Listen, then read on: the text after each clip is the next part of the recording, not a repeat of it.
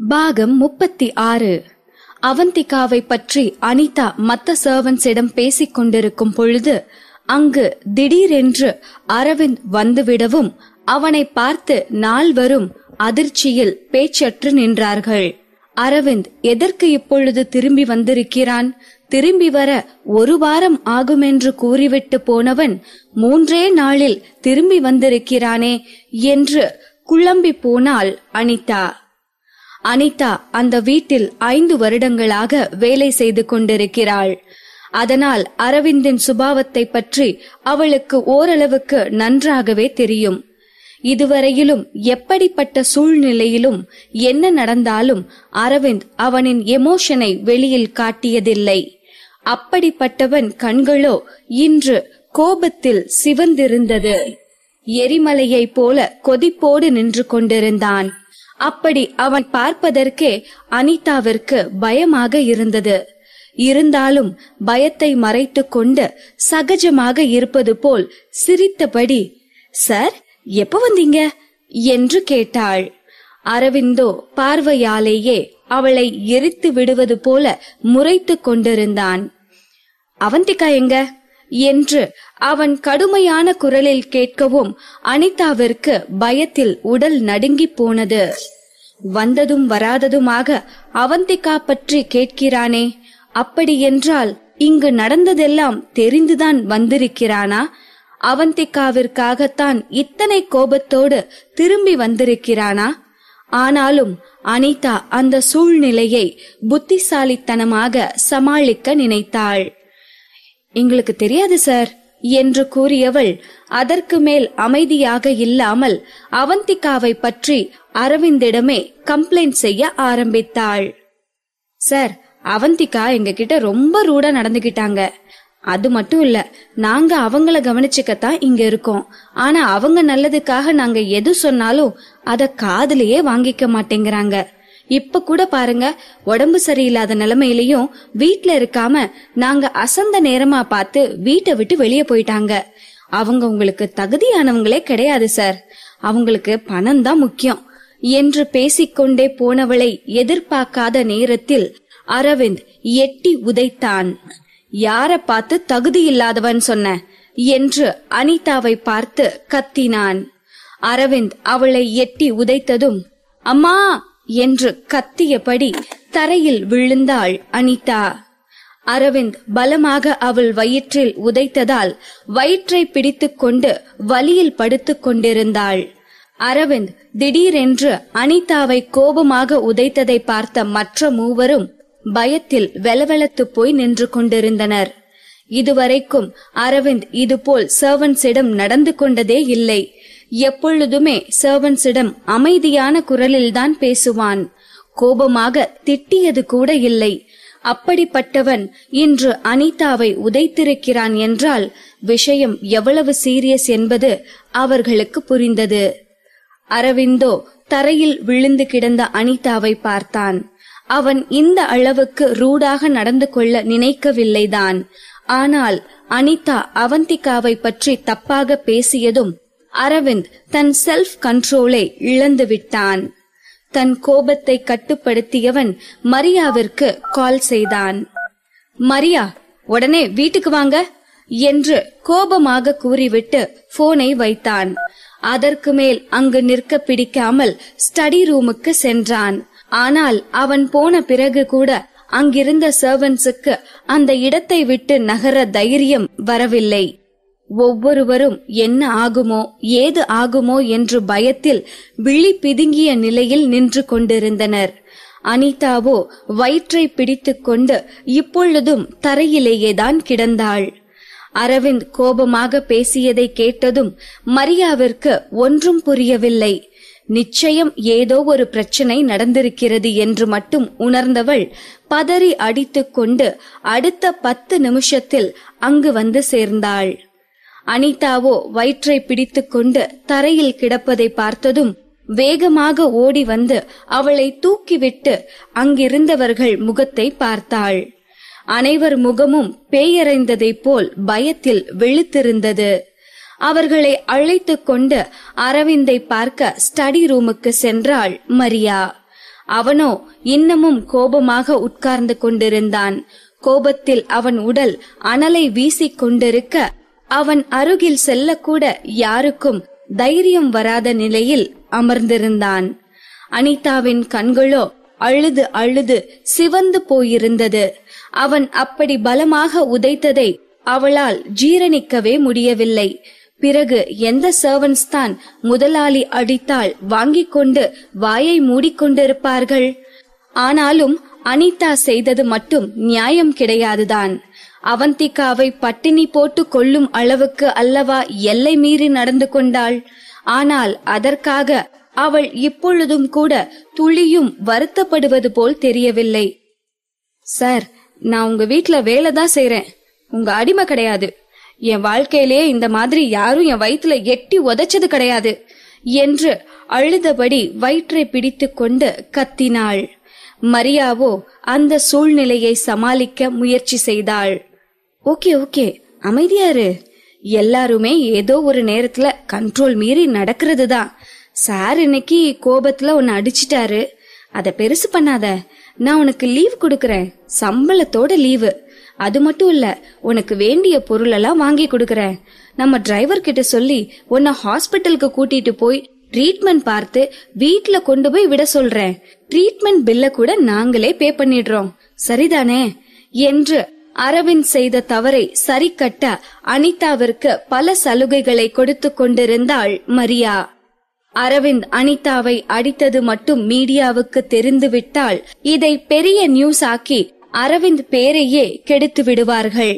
அதனால் முடிந்தவரை அந்த பிரச்சனையை சுமூகமாக தீர்க்க அனிதாவிடம் காம்ப்ரமைஸ் பண்ணி கொண்டிருந்தாள் மரியா. ஆனால் மரியா அப்படி பேசிக் கொண்டிருக்க அரவிந்தோ போலீஸ்க்கு கால் பண்ணுங்க என்று உறுதியான குரலில் கூறினான். அரவிந்த் ஏற்கனவே சிசிடிவி கேமராவை செக் செய்திருந்தான். யாரும் இல்லாத நேரத்தில் அவள் அவந்திகாவை நடத்திய விதம் இத்தனை மோசமாக இருக்கும் என்று அவனே எதிர்பார்க்கவில்லை. அதையெல்லாம் பார்த்த பிறகு கூட அவன் அனிதாவை மன்னித்து விட முடியுமா? அனிதா செய்த தவறுக்கு அவள் நிச்சயம் தண்டனை அனுபவித்தே ஆக வேண்டும் என்பதில் அரவிந்த் உறுதியாக இருந்தான். அரவிந்த் போலீஸை கூப்பிட சொன்னதில் மரியாவிற்கு அதிர்ச்சியாக இருந்தது. அரவிந்த் தான் அனிதாவை உதைத்திருக்கிறான். இது வெளியில் தெரிந்தால் அரவிந்திற்கு தானே பிரச்சனை. ஆனால் அவனோ போலீஸை கூப்பிட சொல்கிறானே என்று புரியாமல் தடுமாறினாள் மரியா. போலீஸ்கா? ஒருவேளை அவன் கூறியதை அவள் சரியாக கேட்கவில்லையோ என்று அவள் யோசித்துக் கொண்டிருக்க அரவிந்தோ அவளை கோபத்தோடு பார்க்கவும் மரியாவிற்கு பதட்டமானது. சார், போலீஸை எதுக்காக கூப்பிடணும் என்று கேட்டுவிட்டு குழப்பத்தோடு அவனை பார்த்தாள். அரவிந்தோ அனிதாவை முறைத்து பார்த்து கொண்டே திருட்டு நடந்திருக்கே என்று கூறினான். சார், நான் என்ன திருடுனே என்று அனிதா உடனடியாக அரவிந்தை பார்த்து கேட்டாள். அரவிந்தோ கம்ப்யூட்டரில் ஓடிக்கொண்டிருந்த வீடியோவை பார்த்தான். அதை பார்த்ததும் அரவிந்தின் எண்ணத்தை புரிந்து கொண்டாள் மரியா. அனிதாவை எப்படி டீல் செய்வது என்று அரவிந்த் ஏற்கனவே திட்டம் போட்டு வைத்திருப்பதை உணர்ந்ததும் அவளால் அதற்கு மேல் எதுவும் பேச முடியவில்லை. அதனால் அவன் திட்டத்தை செயல்படுத்த துவங்கினாள். மரியா தன் முகத்தை கடுமையாக வைத்துக் கொண்டு அனிதாவை பார்த்து கத்தினாள். எவ்ளோ தைரியம் இருந்தா அரவிந்த் சார் வீட்லயே வேலை பார்த்துட்டு அவரோட காஸ்ட்லி ஃபுட்ஸையே திருடி சாப்பிட்டிருப்பீங்க. அதெல்லாம் எவ்ளோ காஸ்ட்லி உங்களுக்கு தெரியுமா? நீங்க இங்க 10 வருஷம் வேலை செஞ்சா கூட அந்த கடனை அடைக்க முடியாது என்று அவர்களை பார்த்து திட்டினாள். அந்த உணவுப் பொருட்கள் எல்லாம் வெளிநாட்டிலிருந்து பிரத்யேகமாக வரவழைக்கப்பட்டவை. அதை வீட்டில் வேலை செய்பவர்கள் சாப்பிட அனுமதி இல்லை. அப்படி இருக்கும் பொழுது அவர்கள் அவந்திகாவை பட்டினி போட்டுவிட்டு அவள் சாப்பாட்டையும் சேர்த்து சாப்பிட்டிருக்கிறார்கள் என்றால் அது சாதாரண விஷயமா? மரியா கத்தியதில் நால்வரின் முகமும் வெளுத்து போனது. அடுத்த கொஞ்ச நேரத்தில் போலீஸ் அங்கு வந்திருந்தது. திருட்டு கேஸில் அனிதா அரெஸ்ட் செய்யப்பட்டாள். அதை பார்த்து பயந்து போன மற்ற மூவரும் அரவிந்த் காலை பிடித்து கொண்டு கெஞ்ச அனிதாவால் அவர்கள் மூளை சலவை செய்யப்பட்டுதான் இப்படி அனிதா செயலுக்கு ஒத்துழைத்திருக்கிறார்கள் என்று அரவிந்திற்கு புரிந்தாலும் அவந்திகாவின் நிலைக்கு இவர்களும் தான் காரணம் என்ற கோபம் அவனுக்குள் இருந்தது. அதனால் இனி அவர்கள் மூவரும் எந்த பெரிய இடத்திலும் வேலை செய்ய முடியாத மாதிரி ஏற்பாட்டை செய்ய சொல்லி போலீசிடம் கூறிவிட்டு மூவரையும் எச்சரித்துவிட்டு வேலையில் இருந்து தூக்கினான். அனிதாவோ இன்னும் அடங்குவதாக இல்லை. அரவிந்தான் தன்னை அடித்தான் என்று ஆர்ப்பாட்டம் செய்ய ஆரம்பித்தாள். அனிதா செய்த ஆர்ப்பாட்டத்தால் வேறு வழி இல்லாமல் போலீஸ் அதை பற்றி அனிதாவிடம் விசாரிக்கும் போது அதற்கான ஆதாரம் எதுவும் அவளிடம் இருக்கவில்லை. சிசிடிவியிலும் அரவிந்த் அனிதாவை உதைத்தது பதிவாகி இருக்கவில்லை. அதைத்தான் அரவிந்த் ஏற்கனவே டெலீட் செய்து விட்டானே, பின்பு எப்படி அந்த வீடியோ அதில் இருக்கும்? அதற்கு மேலும் அனிதா சொல்வதை கேட்டுக்கொண்டிருக்க அங்கு யாருக்கும் பொறுமை இருக்கவில்லை. அதனால் போலீஸ் அனிதாவை அரெஸ்ட் செய்து கொண்டு போனார்கள். அந்த வழக்கின் முடிவில் அனிதாவிற்கு 3 ஆண்டுகள் சிறை தண்டனை கிடைத்திருந்தது. அவந்திகாவை யாராவது கஷ்டப்படுத்தினால் அவர்களின் நிலை என்னவாகும் என்பதை இதன் மூலம் மற்றவர்களுக்கு புரிய வைத்து விட்டான் அரவிந்த். ஆனால் அரவிந்தின் இந்த முரட்டுத்தனமான அன்பை அவந்திகா புரிந்து கொள்வாளா என்பதுதான் சந்தேகம். ஆபரேஷன் முடிந்து அடுத்த நாள் காலைதான் அவந்திகா மயக்கம் தெளிந்து எழுந்தாள். அவந்திகாவிற்கு அருகில் இருந்த சேரில் அமர்ந்திருந்த பெண்ணோ அவந்திகாவை பார்த்து புன்னகையோடு, எழுந்துட்டீங்களா? இன்னும் பெயின் இருக்கா? நைட்டு தான் உங்களுக்கு ஆபரேஷன் நடந்துச்சு, சோ கொஞ்சம் அசௌகரியமா தான் இருக்கும். இன்னும் 1 வாரத்துக்கு ரெஸ்ட் எடுத்தா சரியாகிடும்னு டாக்டர் சொல்லிருக்காரு. நீங்க ஃபாலோ பண்ண வேண்டிய ஃபுட் டயட்டை நான் நோட் பண்ணி வச்சிருக்கேன். நீங்க எழுந்ததும் உங்களுக்கு லிக்விட் ஃபுட் கொடுக்கலான்னு டாக்டர் சொன்னாரு என்று அந்த பெண் பேசிக்கொண்டே போகவும் அவந்திகாவிற்கு ஒன்றும் புரியாமல் திகைப்பில் அந்த பெண்ணையே பார்த்து கொண்டிருந்தாள். அவந்திகாவின் குழப்பமான முகபாவத்தை புரிந்து கொண்ட அந்த பெண் தன்னை அவந்திகாவிடம் அறிமுகப்படுத்திக் கொண்டாள். மேம், என்னோட பேரு நீரஜா. உங்களோட ஹஸ்பண்ட் தான் உங்களை பார்த்துக்க என்ன அப்பாயிண்ட் பண்ணிருக்காரு. உங்க ஹஸ்பண்ட் மாதிரி ஒருத்தரை நான் பார்த்ததே இல்ல மேம். உங்க மேல அவ்வளோ பாசமா இருக்காரு. நேத்து நைட்டு முழுக்க உங்க பக்கத்திலேயே இருந்து உங்களை கவனிச்சுக்கிட்டாரு. அந்த அளவுக்கு உங்க மேல அக்கறை காட்டுறாரு. நீங்க நிஜமாவே லக்கி தான் என்று நீரஜா அவந்திகாவின் ஹஸ்பண்டை பற்றி புகழ்ந்து கொண்டே போக அவந்திகாவின் குழப்பம் மேலும் அதிகமானது. என்னோட ஹஸ்பண்டா? அப்படின்னா அரவிந்த் மலேசியாவில இருந்து திரும்ப வந்துட்டானா? நர்ஸ் கால் பண்ணதோ எனக்காக மலேசியாவில இருந்து கிளம்பி வந்திருக்கானா? இது உண்மையா என்று குழம்பிய அவந்திகா, அவர் இப்போ எங்க போனாரு என்று நீரஜாவிடம் சந்தேகமாக கேட்டாள். அவர் உங்களுக்காக சாப்பாடு வாங்க போயிருக்காரு என்று நீரஜா கூறிக்கொண்டிருக்கும் போதே அந்த அறையின் கதவு திறக்கும் சத்தம் கேட்டது. அவந்திகா ஆர்வமாக கதவு பக்கமாக பார்த்து கொண்டிருந்தாள். அவளின் மனதுக்குள் பட்டாம்பூச்சி சிறகடித்து கொண்டிருந்தது. அரவிந்தை பார்க்க போகும் சந்தோஷம் ஒரு புறம் இருந்தாலும் அவனை இந்த நிலையில் எப்படி எதிர்கொள்ள போகிறோம் என்கிற சங்கடமும் அவள் மனதை படுத்தி எடுத்தது. ஊடலுக்கு பின் வரப்போகும் கூடலை எதிர்பார்த்து ஆர்வத்தோடு காத்திருந்தாள் அவந்திகா.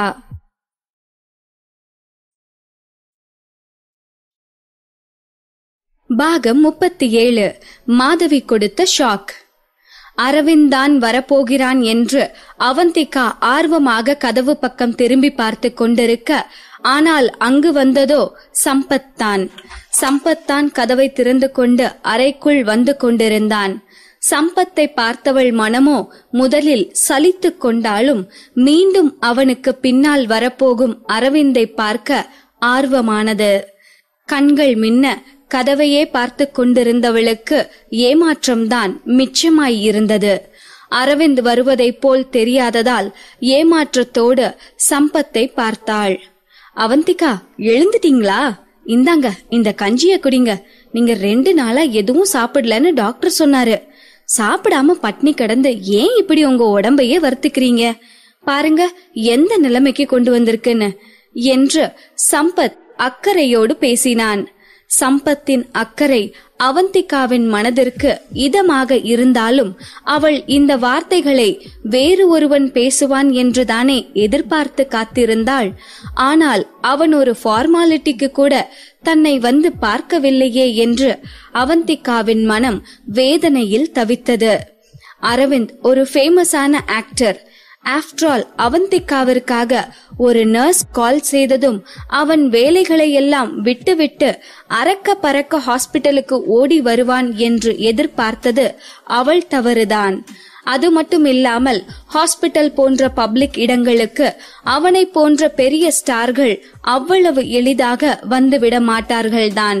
அவனை எதிர்பார்த்து ஏமாந்தது அவந்திகாவின் முட்டாள்தனம்தான். அட்லீஸ்ட் அவளின் அவசர காலத்தில் சம்பத்தையாவது அனுப்பி அவந்திகாவிற்கு உதவி செய்திருக்கிறானே, அதுவே பெரிய விஷயம்தான் என்று தன் மனதை சமாதானம் படுத்திக் கொண்டாள் அவந்திகா. அவந்திகாவின் முகபாவத்தை பார்த்தே சம்பத்திற்கு அவளின் மனநிலை என்னவென்பது புரிந்திருக்க வேண்டும். அவளின் கேள்விகளுக்கு சம்பத்தே பதில் கூற ஆரம்பித்தான். உங்களை பாத்துக்க சொல்லி அரவிந்த் சார் தான் என்ன அனுப்பி வச்சாரு. உங்களுக்கு 2 நாளா பயங்கரமா ஃபீவர் இருந்திருக்கு. அப்பெண்டிக்ஸ் ஆபரேஷன் வேற நடந்திருக்கு. சோ நீங்க கண்டிப்பா 1 வாரமாவது ஹாஸ்பிட்டல்ல இருந்து ரெஸ்ட் எடுத்துக்கணும். உடம்பு நல்லா தேறினதுக்கு அப்புறம் டிஸ்சார்ஜ் ஆனா போதும்னு அரவிந்த் சார் ஸ்ட்ரிக்டா சொல்லிருக்காரு என்று சம்பத் கூறவும் அவந்திகா ஷாக் ஆனாள். என்னது 1 வாரமா? 1 வாரம்லாம் லீவ் போட்டுட்டு ஹாஸ்பிட்டல்ல இருக்க பாசிபிளே இல்ல. அப்பெண்டிக்ஸ் ஆபரேஷன் எல்லாம் மைனர் சர்ஜரி தானே, அதுக்கு 1 வாரம் ரெஸ்ட் எடுக்கிறதெல்லாம் அவசியம் இல்லையே. இப்போ எனக்கு ஃபீவர் கூட இல்ல. வேணும்னா நாளைக்கு வர ரெஸ்ட் எடுத்துட்டு டிஸ்சார்ஜ் ஆகிக்கிறேன். நாளைக்கு நான் நியூஸ் ஏஜென்சிக்கு போயே ஆகணும். ஏற்கனவே நான் லீவ் போட்டது கூட இன்ஃபார்ம் பண்ணாம இருக்கேன். இன்னும் 1 வாரம் லீவ் கேக்குறத பத்தி யோசிக்க கூட முடியாது என்று சீஃப் எடிட்டரை மனதில் வைத்துக் கொண்டு பேசினாள் அவந்திகா. ஏற்கனவே போட்ட லீவுக்கே ரேகா என்ன சொல்வாள் என்று தெரியவில்லை.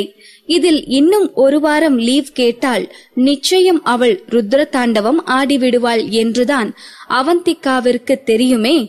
அதனால் மேற்கொண்டு லீவ் போட முடியாதென்று அழுத்தம் திருத்தமாக கூற முயற்சித்தவளை சம்பத் அமைதிப்படுத்தினான். அவந்திகா, நீங்க எதை நினைச்சு கவலைப்படுறீங்கன்னு நல்லா புரியுது. ஏற்கனவே நான் உங்க சார்பா நியூஸ் ஏஜென்சிக்கு கால் பண்ணி 1 வீக் மெடிக்கல் லீவ் சொல்லிட்டேன். உங்க ஆபீஸ்லயும் 1 வீக் லீவ் கொடுத்துட்டாங்க. சோ நீங்க எதை பத்தியும் கவலைப்பட வேண்டாம். ரிலாக்ஸ்டா 1 வீக் ரெஸ்ட் எடுங்க, அது போதும் என்று சம்பத் கூறவும் அவந்திகாவின் மனம் நிம்மதியானது. இதுவரை சீஃப் எடிட்டரை நினைத்து கொண்டுதான் அவந்திகாவின் மனம் பாடாய் பட்டு கொண்டிருந்தது. இப்பொழுது அந்த ப்ராப்ளமும் சால்வ் ஆகிவிட்டது. இனி உடனடியாக டிஸ்சார்ஜ் ஆக வேண்டும் என்று கூற எந்த காரணமும் அவந்திகாவிடம் இருக்கவில்லை. அது மட்டும் இல்லாமல் இந்த நிலையில் அவள் ஆபீஸுக்கு போனாலும் அவளால் எனர்ஜெட்டிக்காக வேலை செய்ய முடியாது. இதையெல்லாம் யோசித்து பார்த்தவள் பேசாமல் அமைதியாக ஹாஸ்பிட்டலிலேயே ரெஸ்ட் எடுக்கலாம் என்று முடிவுக்கு வந்தாள். சம்பத், நீங்க இவ்ளோ தூரம் சொல்றீங்க, சோ நான் இன்னும் 1 வீக் ஹாஸ்பிட்டல்லையே இருக்கேன் என்று அவனிடம் என்னவோ அவனுக்காக ஹாஸ்பிட்டலில் இருப்பது போல் கூறிவிட்டு அவன் வாங்கி வந்த கஞ்சியை சாப்பிட்டு விட்டு தூங்க ஆரம்பித்தாள். அவந்திகா தூங்கியதும் அந்த அறையிலிருந்து வெளிவந்த சம்பத் அரவிந்திற்கு கால் செய்தான். சம்பத்தின் போனை அட்டெண்ட் செய்தவன் கேட்ட முதல் கேள்வி, அவந்திகா எப்படி இருக்கா என்பதுதான். சார், அவந்திகா இப்போ பெட்டராவே இருக்காங்க, நீங்க ஒன்னும் ஒரி பண்ணிக்க வேண்டாம் என்று சம்பத் கூறவும் அரவிந்திற்கு கொஞ்சம் நிம்மதியானது. சார், ஒரு முக்கியமான விஷயம். நாம சடனா பார்ட்டில இருந்து கிளம்பி வந்துட்டோம். மலேசியாவுக்கு திரும்ப போறத பத்தி யோசிச்சீங்களா என்று தயக்கத்தோடு கேட்டான் சம்பத். சம்பத், நீ அவந்திகாவை பாத்துக்கோ, நான் இன்னைக்கே மலேசியாவுக்கு கிளம்புறேன் என்று கூறிவிட்டு அரவிந்த் போனை வைக்கவும் சம்பத் ஷாக் ஆகி நின்றான். என்னது, என்ன விட்டுட்டு மலேசியாவுக்கு போறாரா? தனியா நான் இங்க இருந்து என்ன பண்ண போறேன்? அவந்திகாவுக்கு ஜூஸ் வாங்கி கொடுக்கவா என்ன இங்க இருக்க சொல்றாரு என்று தனக்குள்ளாகவே சலிப்போடு கேட்டுக்கொண்டான். அவந்திகா தூங்கி எழுந்ததும் அவளுக்கு அந்த அறையில் அமைதியாக படுத்திருப்பது சலிப்பாக இருந்தது. நீரஜாவோ கண்டதையும் பேசி பேசியே அவந்திகாவின் காதில் ரத்தம் வர வைத்துக் கொண்டிருந்தாள். இந்த போரிங் சூழ்நிலையிலிருந்து தப்பிக்க என்ன செய்வது என்று யோசித்தவள் சம்பத்திடம் அரவிந்தின் வீட்டில் இருக்கும் தனது போனை எடுத்து வந்து தருமாறு அவந்திகா கேட்கவும், சம்பத்தும் அரவிந்தின் வீட்டிற்கு போய் அவந்திகாவின் போனை எடுத்து வந்தான். அவந்திகாவின் ஓல்டு மாடல் போனை பார்த்ததும் சம்பத்திற்கு சிரிப்பு வந்தது. என்ன அவந்திகா, இந்த ஓல்டு மாடல் போனையா யூஸ் பண்ணிட்டு இருக்கீங்க? இன்னுமா அரவிந்த் சார் உங்களுக்கு புது போன் வாங்கி தரல என்று சம்பத் கிண்டலாக கேட்கவும், அவந்திகாவிற்கு என்ன பதில் சொல்வது என்றே தெரியவில்லை. அவளின் புது மாடல் போனை உடைத்தவனே அரவிந்த் தான். அவன் போய் அவந்திகாவிற்கு புது போன் வாங்கி கொடுப்பானா என்று யோசித்துக் கொண்டு பதில் எதுவும் சொல்லாமல் அமைதியாகவே இருந்தாள். ஒரு வழியாக அவந்திகாவின் போன் அவள் கைக்கு கிடைத்து விட்டதால் பெரிதாக அவளுக்கு போர் அடிக்கவில்லை. நீரஜாவின் இரிட்டேட்டிங் பேச்சில் இருந்து தப்பித்துக் கொண்டாள். ஆபீஸில் அவந்திகாவோடு வேலை செய்பவர்களோடும் அவளின் நெருங்கிய தோழி மதுவோடும் போனில் பேசிக்கொண்டு நேரத்தை கடத்தி கொண்டிருந்தாள். இப்பொழுது கூட மதுவுடன் தான் பேசிக் கொண்டிருக்கிறாள். உனக்கு தெரியுமா, நம்ம ஆபீஸ்க்கு புது மேனேஜிங் எடிட்டர் ஜாயின் பண்ணிட்டாரு. அவரை பத்தி சொல்லணும்னா ஆளு பார்க்க ஹேண்ட்ஸமா தான் இருக்காரு. ஆனாலும் அவரை பத்தி இன்னும் பெருசா ஒன்னும் தெரியல. எப்படியும் நீ இன்னும் கொஞ்ச நாள்ல ஆபீஸ்க்கு வந்துடுவல, அப்போ நேர்ல பார்த்தா உனக்கே தெரியும் என்று மது கூறவும், அவந்திகாவிற்கு மது பேசிய விதம் சிரிப்பை மூட்டியது. சரி, நேர்ல வந்தே பாக்குறேன். ஆமா, நம்ம சீஃப் எடிட்டர் மேடம் என்ன பண்றாங்க என்று அவந்திகா விசாரிக்கவும், அவங்கள பத்தி சொல்றதுக்கு பெருசா ஒண்ணும் இல்ல. அவங்கள பத்தி பேசுறதே சுத்த டைம் வேஸ்ட். ஆனா எல்லாத்தையும் விட ஒரு இன்ட்ரெஸ்டிங் நியூஸ் இருக்கு. அது என்ன தெரியுமா? ஆக்டர் அரவிந்தோட வீட்ல வேலை செய்யற சர்வன்ட்ட அரவிந்த் சார் வீட்ல திருடினதுக்காக போலீஸ் அரெஸ்ட் பண்ணிருக்காங்க என்று அரவிந்தை பற்றிய கிசுகிசுவை மது ஆர்வமாக பேசிக் கொண்டிருக்க அவந்திகாவின் கண்கள் வியப்பில் விரிந்தது. அரவிந்தின் வீட்டில் வேலை பார்க்கும் சர்வன்ட்டை அரெஸ்ட் செய்திருக்கிறார்களா? அதுவும் திருட்டு கேஸில் என்று தெரிந்ததும் அவந்திகாவிற்கு திகைப்பாக இருந்தது. என்ன சொல்ற மது, நிஜமாவா என்று நம்பாதவளாய் கேட்டாள் அவந்திகா. ஹே, நிஜமாதான்ப்பா. நான் இந்த கேஸ பத்தி நல்லா தெரிஞ்சுக்கிட்டு தான் சொல்றேன். அரவிந்த் சார் இந்த கேஸ லேஸ்ல விடுற மாதிரி தெரியல. அந்த சர்வன்ட்ட ஜெயிலுக்கு அனுப்புறதுல உறுதியா இருக்காரு. அந்த சர்வன்ட் ஜெயிலுக்கு போறது கன்ஃபார்ம். இன்னும் ஃபியூ டேஸ்ல இந்த கேஸ் கோர்ட் ஜட்ஜ்மெண்ட் கூட வந்துடும் என்று மது சொல்லவும் அவந்திகாவின் இதயம் படபடக்க ஆரம்பித்து விட்டது. அந்த சர்வன்ட் நேம் என்னன்னு தெரியுமா என்று படபடப்போடு கேட்டாள். அந்த சர்வன்ட் நேமா? அதுக்குள்ள மறந்துட்டேனே, இரு யோசிக்கிறேன். ஞாபகம் வந்துருச்சு, அனிதா. நான் அனிதாவை இந்த கேஸ் விஷயமா இன்டர்வியூ பண்ணப்போ அவ அரவிந்த் சாரை தான் பிளேம் பண்ணா. அரவிந்த் சார் தான் அவளை எட்டி உதைச்சு பிசிக்கலா தாக்கினார்னு உறுதியா சொன்னா. ஆனா அவளை எதுக்கு அரவிந்த் சார் உதைக்கணும்? அவ சொல்றது நம்புற மாதிரியா இருக்கு? அவ சொல்றத ஒருத்தரும் நம்பல என்று மது கூறியதை கேட்டு அவந்திகா ஷாக்கில் சடனாக எழுந்து அமர்ந்தாள். அவந்திகா அப்படி சடனாக துள்ளி எழுந்ததில் அவளின் வயிற்றுக்கு அழுத்தம் கொடுத்ததால் ஆபரேஷன் செய்த இடத்தில் லேசாக வலிக்க ஆரம்பித்தது. வயிற்றை தடவி கொடுத்தபடி மது கூறியதை பற்றி யோசிக்க ஆரம்பித்தாள்.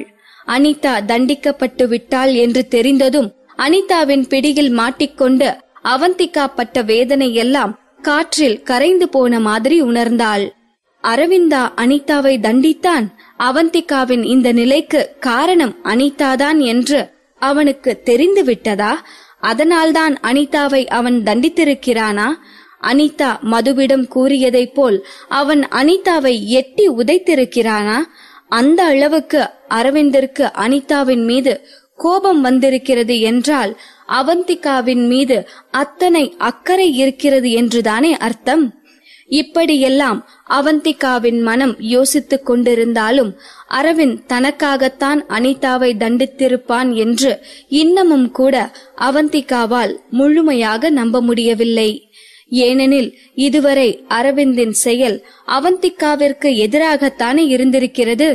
தன் யூகங்களை தள்ளி வைத்துவிட்டு லைனில் காத்து கொண்டிருக்கும் மதுவிடம், அரவிந்த் சார் பத்தி ஏதாவது நியூஸ் கிடைச்சதா என்று அவந்திகா கேட்கவும், அரவிந்த் சார் இப்போ மலேசியால தான் இருக்காரு, இன்னைக்கு நைட்டு 10 மணி பிளைட்ல சென்னைக்கு வரப்போறதா நியூஸ் கிடைச்சது என்று மது தனக்கு தெரிந்தவற்றை அவந்திகாவிடம் கூறினாள். இன்னைக்கு நைட்டா?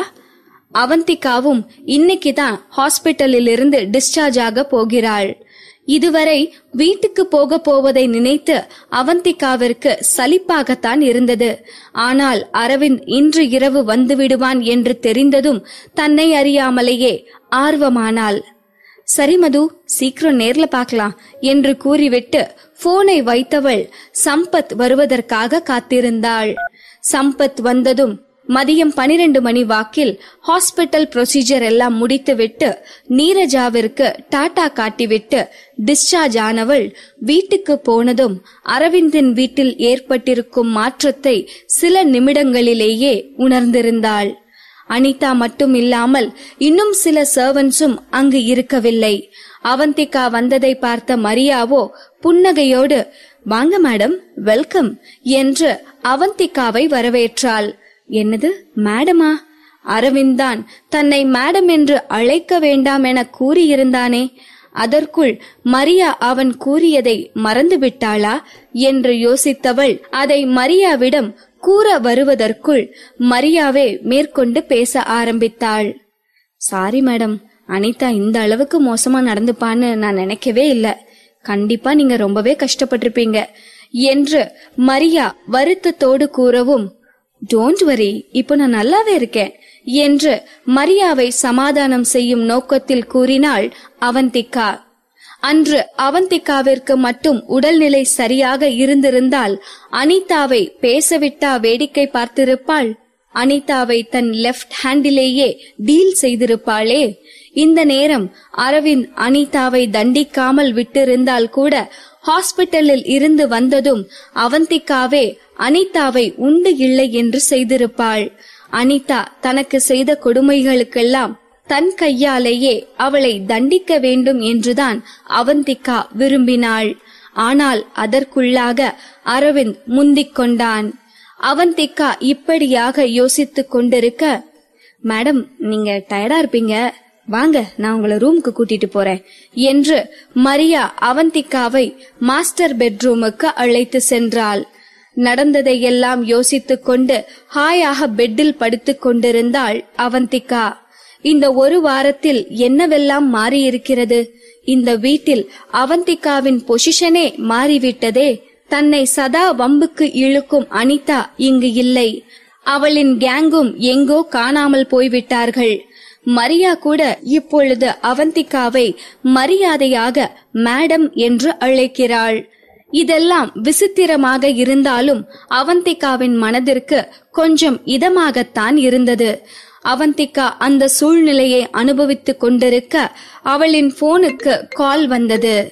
அவந்திகா போனை எடுத்ததும், பொம்மி எப்படி இருக்க என்று பதட்டமான குரலில் பேசியது மாதவிதான்.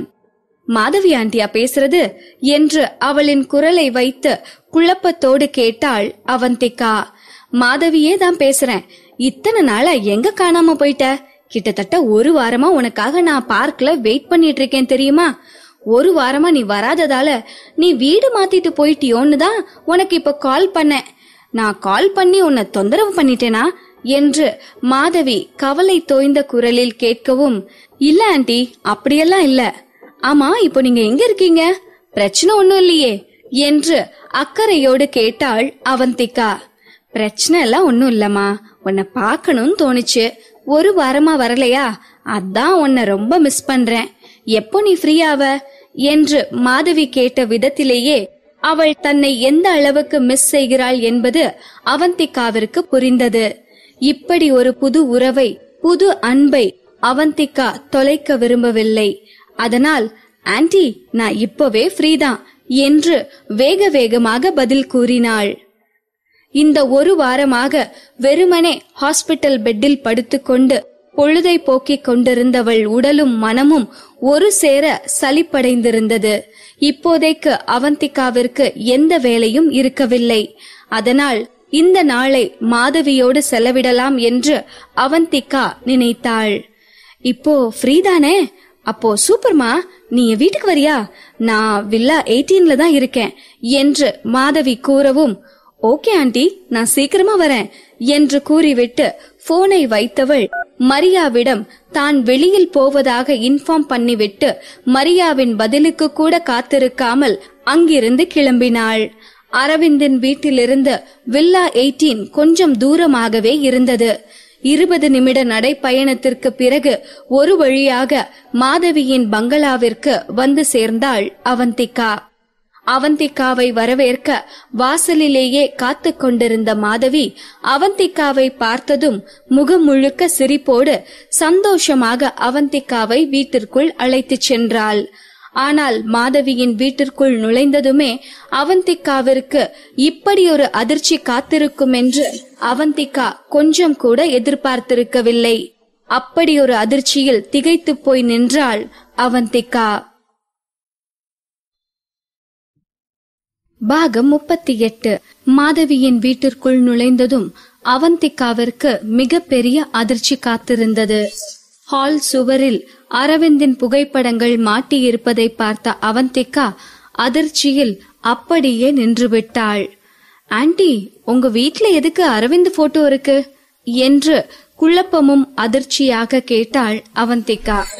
என் பையன் போட்டோ என் வீட்ல இல்லாம வேற யார் வீட்ல இருக்கும் என்று மாதவி புன்னகையோடு கேட்கவும் அவந்திகாவின் இதயம் படபடக்க ஆரம்பித்தது.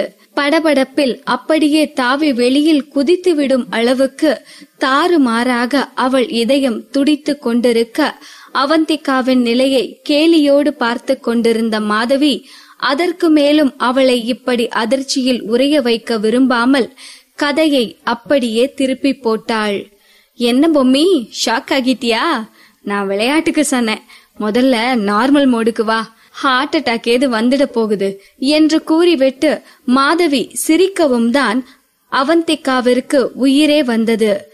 என்ன ஆண்டி இப்படி பயமுறுத்திட்டீங்க? நான் கூட உண்மைன்னு நம்பிட்டேன். சரி, எதுக்காக அரவிந்தோட போட்டோ உங்க வீட்ல வச்சிருக்கீங்க? அதுவும் ஹால்ல இத்தனை போட்டோ மாட்டி வச்சிருக்கீங்க என்று அவந்திகா இயல்பு நிலைக்கு வந்தவளாய் உண்மை தெரிந்து கொள்ளும் அவசரத்தில் அடுக்கடுக்காய் கேள்வி கேட்டாள். என்ன பொம்மி, நீ இந்த காலத்து பொண்ணுதானே, இது கூட தெரியாதா? நீங்க மட்டும்தான் உங்களுக்கு பிடிச்ச ஆக்டர் போட்டோவை வீட்டுல வச்சுப்பீங்களா? நாங்க வச்சுக்கிட்டா இத்தனை கேள்வி கேக்குறியே. அது மட்டும் இல்ல, அவனோட சின்ன வயசுல இருந்து அவன் வீட்டுக்கு பக்கத்துல தான் இருக்கேன். அவன் வளர்றத கிட்ட இருந்து பாத்திருக்கேன். அரவிந்த் நான் என் பையன் மாதிரி நினைக்கிறேன். அதான் அவனோட சின்ன வயசு போட்டோல இருந்து இப்ப வரைக்கும் எல்லாத்தையும் கலெக்ட் பண்ணி ஹால்ல மாட்டி வச்சிருக்கேன். இப்பவாவது உன் சந்தேகம் தீர்ந்ததா என்று மாதவி அந்த சூழ்நிலையை சமாளிக்க முயற்சி செய்து கொண்டிருந்தாள். ஓகே ஓகே, என் சந்தேகம் எல்லாம் இப்போ கிளியர் ஆகிடுச்சு ஆண்டி. கூல். பாருங்க, மூச்சு விடாம பேசினதால எப்படி உங்களுக்கு மூச்சு வாங்குதுன்னு. முதல்ல நீங்க தண்ணி குடிங்க என்று அவந்திகா கூறவும் மாதவிக்கு நிம்மதியானது. அவள் தண்ணி குடித்து கொண்டிருந்த கேப்பில் அவந்திகா சுவரில் மாட்டப்பட்டிருந்த அரவிந்தின் ஒவ்வொரு போட்டோவாக பார்க்க ஆரம்பித்தாள். அரவிந்தின் சிறு வயதிலிருந்து இப்போது வரையிலான புகைப்படங்கள் சுவரில் அழகாக மாட்டப்பட்டிருந்தது. ஒவ்வொரு புகைப்படமாக பார்த்து கொண்டிருந்தவளின் பார்வை ஒரு போட்டோவை பார்த்ததும் அதில் நிலைத்து நின்றது. வெள்ளை நிற ஷர்ட்டில் இளமை ததும்பி வழிந்து கொண்டிருக்க உதட்டின் ஓரத்தில் புன்னகை மெல்லிதாக வளைந்தோட அந்த போட்டோவில் பார்ப்பதற்கு அத்தனை அழகாக இருந்தான் அரவிந்த். இதே காட்சியை தான் அவள் 8 வருடங்களுக்கு முன்பு அவன் கலந்து கொண்ட ஒரு ஷோவில் பார்த்து பிரமித்து போனாள். ஆனால் அது அவள் வாழ்வின் இயல்பான நாள் இல்லை. தன் வாழ்க்கையில் எல்லாம் முடிந்துவிட்டது என்று எல்லையின் விளிம்பில் நின்று கொண்டு இனி என்ன செய்வதென்று அவள் கலங்கி நின்று கொண்டிருந்த சமயம் அது. விபத்தில் அவளின் அப்பா அம்மாவை முழுவதுமாக இழந்திருந்தாள். அவளின் தம்பிக்கோ அந்த விபத்தில் காலில் பெரிய இன்ஜுரி ஏற்பட்டிருந்தது. அந்த சமயத்தில் அவளின் முதல் காதலும் அவளை விட்டு விலகி போயிருந்தது. இப்படியாக அவள் வாழ்வே புரட்டி போடப்பட்டு இனி வாழ்வதா சாவதா என்ற உணர்ச்சிகளில் குவியலில் அவள் மனம் நொறுங்கி கிடக்க எதர்ச்சையாக அந்த நிமிடம் டிவியில் அரவிந்த் பேசிக் கொண்டிருந்ததை கேட்டாள். அரவிந்தின் குரல் அவந்திகாவின் முதல் காதலை நினைவுபடுத்தியது. அவள் காதலித்த அவன் குரலும் அரவிந்தின் குரலை போலத்தான் அத்தனை இனிமையாக இருக்கும்.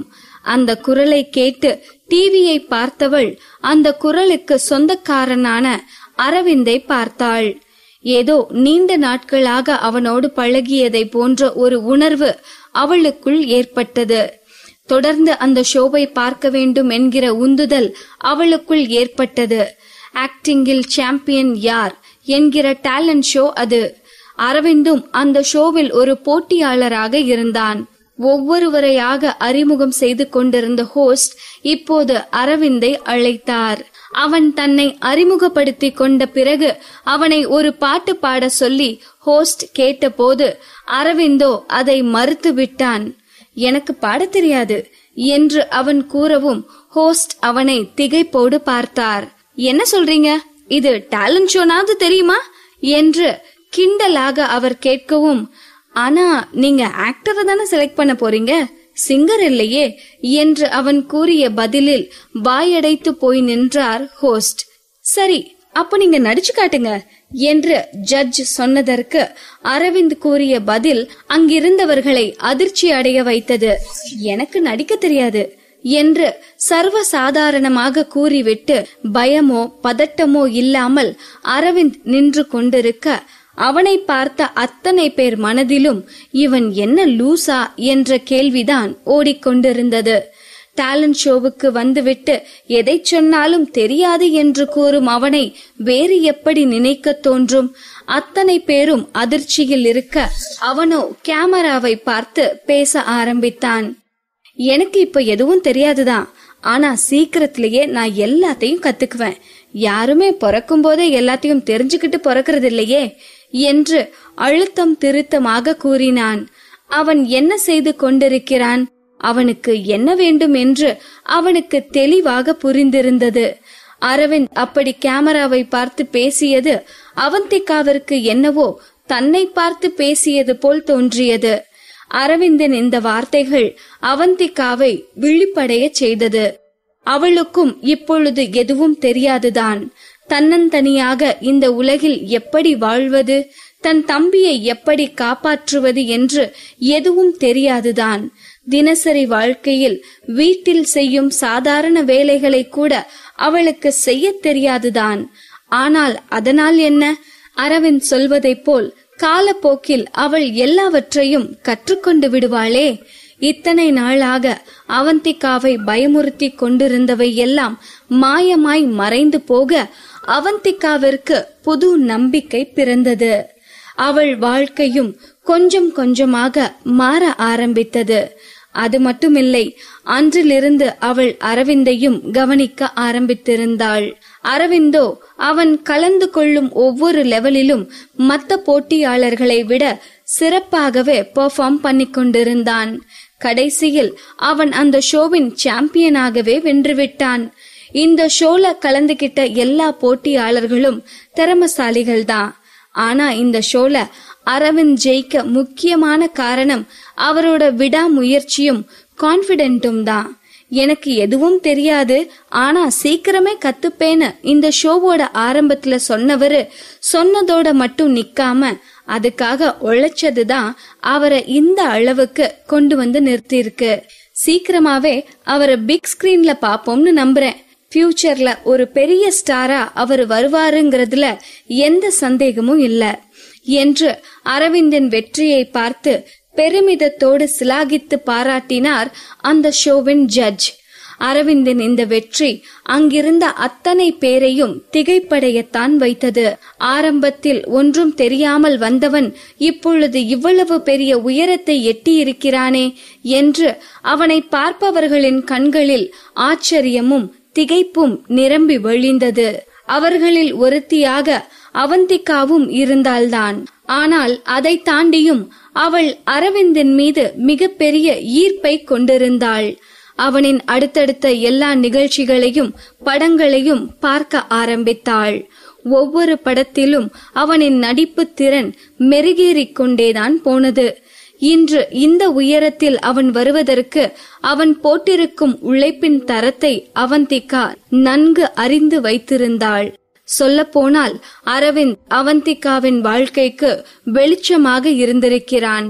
அவள் கலங்கி போயிருந்த சமயத்தில் தொலை தூரத்தில் இருந்து கொண்டே ஒரு சில வார்த்தைகளில் அவளுக்கு நம்பிக்கை கொடுத்திருக்கிறான்.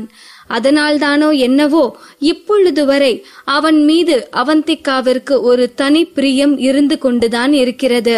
சுவரில் இருந்த அந்த போட்டோவை அவந்திகா கையில் எடுத்து பார்த்து கொண்டு ரசித்து கொண்டிருக்க மாதவி தண்ணீர் குடித்துவிட்டு அவந்திகாவை வச்சக்கண் எடுக்காமல் பார்த்து கொண்டு நின்றிருந்தாள்.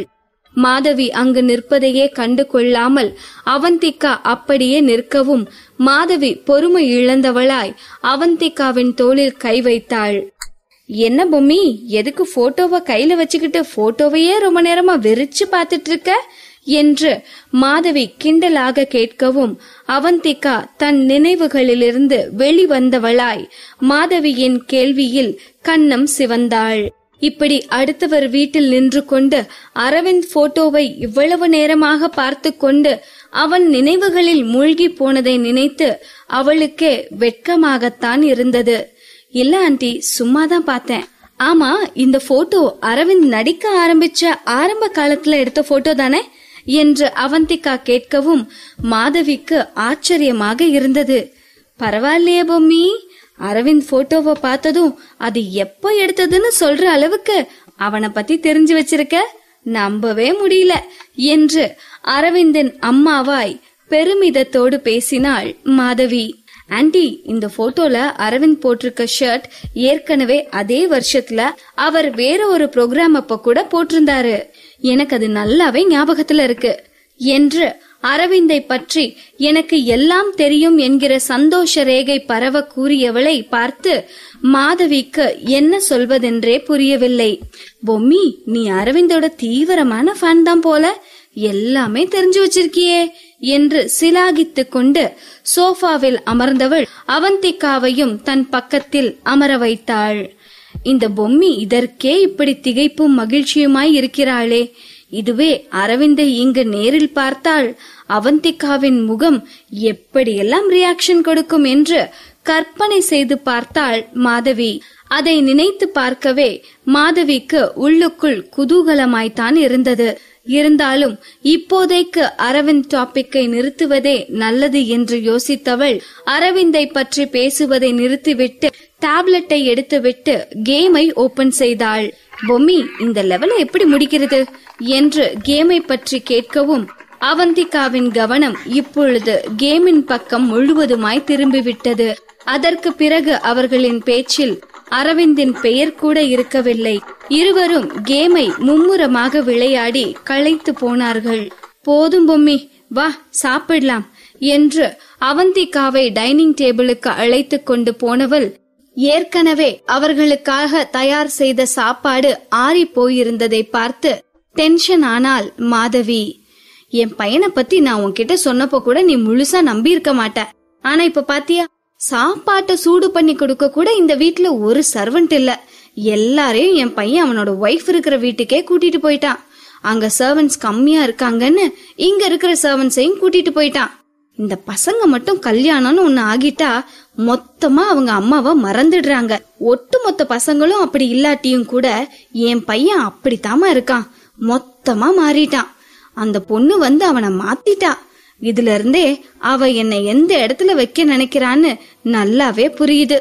என் பையன் மனசுல முழுசா அவளே இடம் பிடிக்க நினைக்கிறா என்று மாதவி ஆதங்கத்தோடு பேசிக்கொண்டே சாப்பாட்டு பாத்திரத்தை எடுத்து கொண்டு போய் மைக்ரோ ஓவனில் வைத்து கொண்டிருக்க அவந்திகாவும் மாதவியின் பின்னாலேயே கிச்சனுக்கு சென்றாள். மாதவியின் கோபமான பேச்சால் இப்பொழுது அவந்திகாவின் மனதுக்குள்ளும் கோபம் பரவ ஆரம்பித்திருந்தது.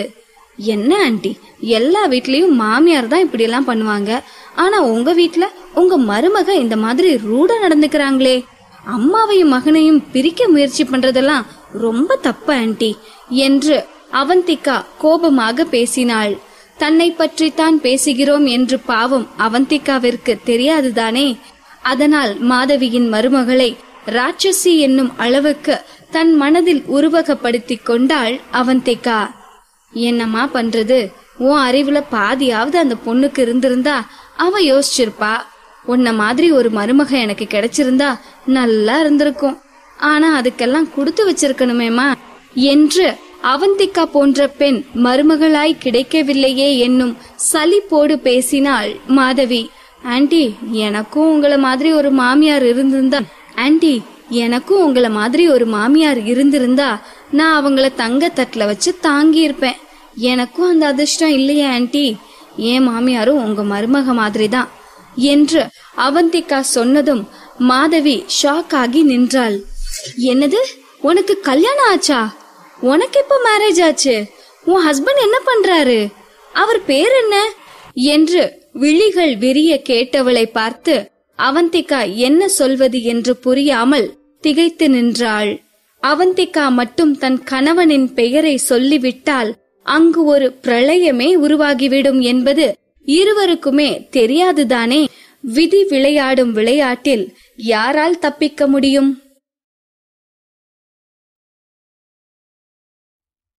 பாகம் 39.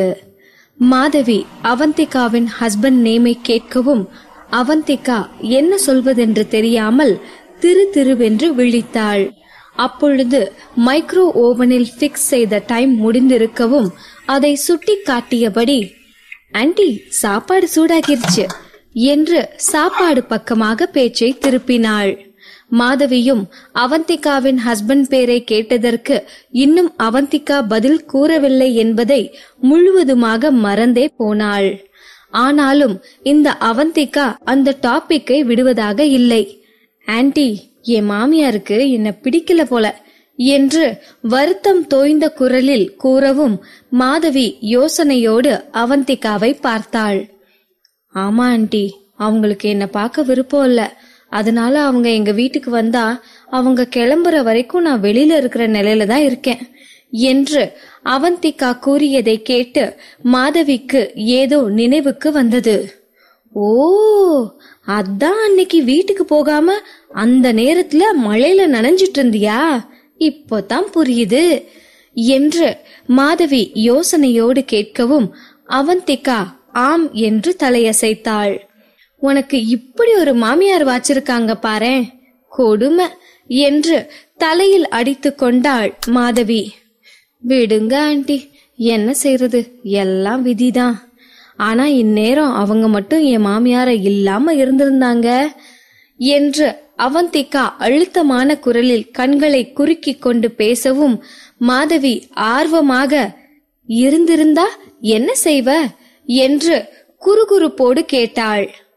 வேற என்ன செய்வேன், நேரா போய் ஒத்தைக்கு ஒத்த வாங்கன்னு பஞ்சாயத்தை அப்பவே முடிச்சிருப்பேன் என்று அவந்திகா கூறவும் மாதவிக்கு சிரிப்பு வந்தது. நீ செஞ்சாலும் செஞ்சிருப்ப, அன்னைக்கு பார்க்கல அந்த பையனை நீ லெப்ட் அண்ட் ரைட் வாங்கினதுலயே நல்லா புரிஞ்சது என்று மாதவி கிண்டலாக சிரிக்கவும், அட போங்க ஆண்டி, அது வேற இது வேற ஆச்சே, பாருங்க இப்ப கூட நான் புலம்பிட்டு தான் இருக்கேன், என்னால ஒன்னும் செய்ய முடியல என்று அவந்திகா சலித்து கொண்டாள். என்னாலையும் தான் ஒன்னும் செய்ய முடியல, இதுவே எனக்கு நீ மருமகளா கிடைச்சிருந்தா நமக்குள்ள இந்த பிரச்சனை எல்லாம் கொஞ்சம் கூட வந்திருக்காதுல்ல என்று மாதவி கூறவும் அதற்கு தலையசைத்து ஆமோதித்தாள் அவந்திகா.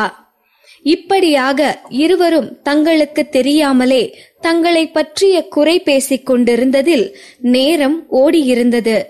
அவந்திகா கிளம்ப மனமில்லாமல் மாதவிக்கு பாய் சொல்லிவிட்டு அங்கிருந்து கிளம்பினாள். அவள் அரவிந்தின் வீட்டிற்கு வரும்போது மணி 10 ஆகியிருந்தது. ஆனால் அப்பொழுதும் கூட அரவிந்த் வந்திருக்கவில்லை. அவந்திகா வந்ததை பார்த்த மரியா அவளுக்காகவே காத்திருந்ததை போல அவந்திகா அருகில் வந்து நின்றாள். மேடம், நீங்க வந்தது நல்லதா போச்சு. சார் இன்னும் வரல, பெரிய மேடம் அந்த வீட்ல இப்போ தனியா தான் இருப்பாங்க. நைட்டு சார் என்ன அந்த வீட்ல தங்க சொல்லிருக்காரு. உங்களுக்கு ஒன்னும் பிரச்சனை இல்லையே என்று மரியாதை கலந்த குரலில் தயக்கத்தோடு மரியா கேட்கவும் அவந்திகா சம்மதம் தெரிவித்து தலையசைத்தாள். மரியா கிளம்பியதும் மாஸ்டர் பெட்ரூமிற்கு வந்தவள் குளித்து முடித்து அசதியாக பெட்டில் படுத்து தூங்க முயற்சித்தாள். ஆனால் அவளால் தூங்க முடியவில்லை.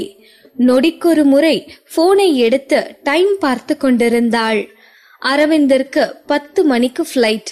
மலேசியாவில இருந்து சென்னைக்கு வர கிட்டத்தட்ட 4 மணி நேரம் ஆகும். ஏர்போர்ட்ல இருந்து வீடு வந்து சேர 1 மணி நேரமாவது ஆகும். எப்படியும் அவன் வீட்டிற்கு வந்து சேர நடுநிசிக்கு மேலே ஆகிவிடும். அவன் வந்ததும் அவனை எப்படி எதிர்கொள்வது? அவனை பார்த்தே 1 வாரம் ஆகிவிட்டது. அவன் என்ன மனநிலையில் இருக்கிறானோ தெரியவில்லையே.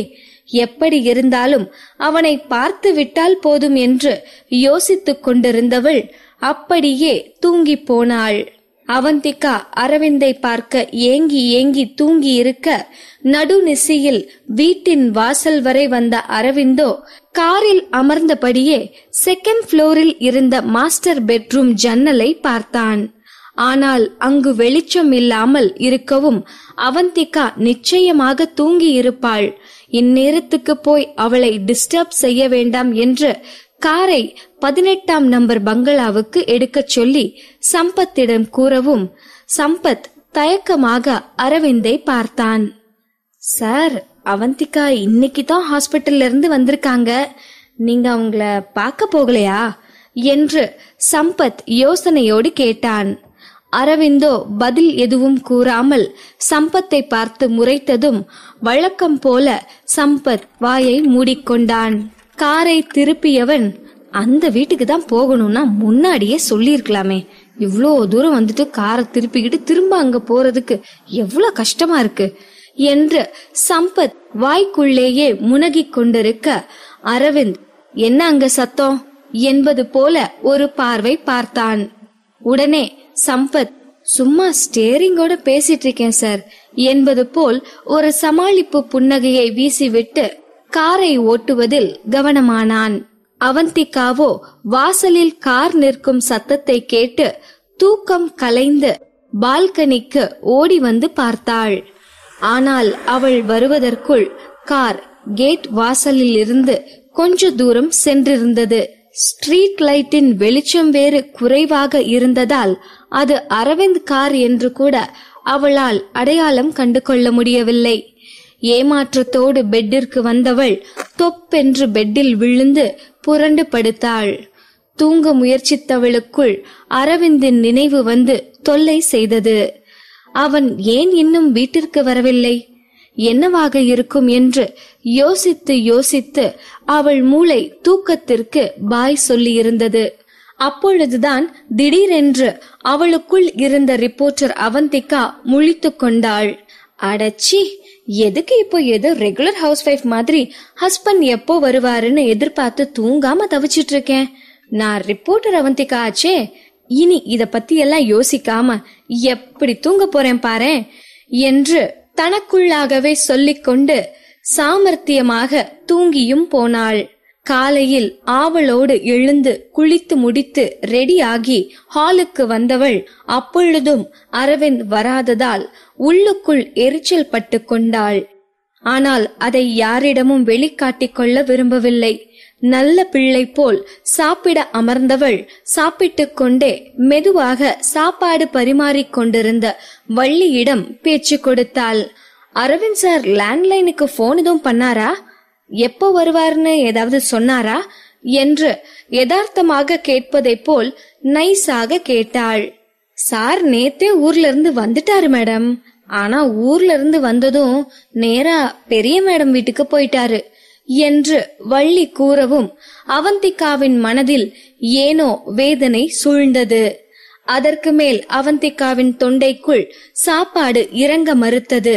கடுப்பாக கையை கழுவிக்கொண்டு பேக்கை எடுத்தவள் வேண்டா வெறுப்பாய் அங்கிருந்து கிளம்பினாள். நியூஸ் ஏஜென்சிக்கு வரும் வரை மூட் அவுட் ஆக இருந்தவள் ஆபீஸுக்குள் நுழைந்ததும் அவள் அருகில் ஓடி வந்த மதுவை பார்த்த பின் உற்சாகமானாள். அவந்திகா, நல்ல வேளை நீ வந்துட்ட. நான் உன்னை எவ்வளவு மிஸ் பண்ணேன் தெரியுமா? இப்போ உன் வயிறு சரியாச்சா? வலி ஒண்ணும் இல்லையே என்று அவந்திகாவை கட்டிக்கொண்டு படபடவென பேசிக் கொண்டிருந்த மதுவின் வாயை மூடி அவளை அமைதிப்படுத்தினாள் அவந்திகா. இப்போ நான் ரொம்ப நல்லாவே இருக்கேன், ஒரு வலியும் இல்ல. வேணும்னா நீ என் வயிற்றுல ஒரு பஞ்ச் கூட, எனக்கு வலிக்கவே வலிக்காது என்று கெத்தாக சொன்ன அவந்திகாவோ மது தன் கை முஷ்டியை இறுக்கிக் கொண்டு அவந்திகாவின் வயிற்றில் ஒரு குத்துவிட வரும் தோரணையை பார்த்ததும் அவளை ஸ்டாப் செய்தாள். இரு, நீ இந்த ரேஞ்ச்ல பஞ்ச் பண்ணா நான் பரலோகம் போயிடுவேண்டி.